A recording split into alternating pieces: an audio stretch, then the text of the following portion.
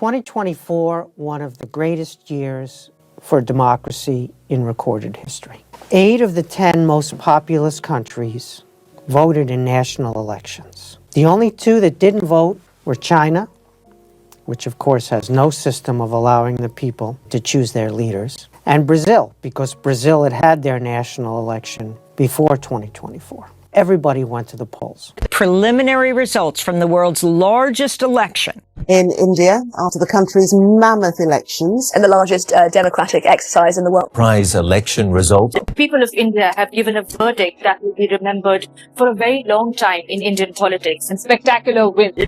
Sure, in some cases the polls aren't real, like in the case of Russia, but in most cases they were. So you had half of the adult population of the planet was able to voice their views this year. So if you are a proponent of democracy, you just lived through one of the great fantasy years of all time.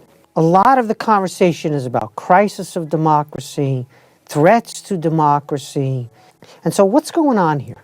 A lot of analysts confuse rejection of their preferences at the polls with some kind of crisis of democracy. There can be crises in democratic governance, and there were some issues that are really important.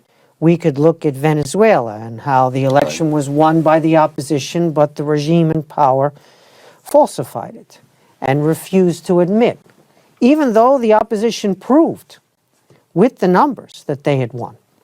The leader of the opposition, or one of the leaders of the opposition, Machado, was arrested.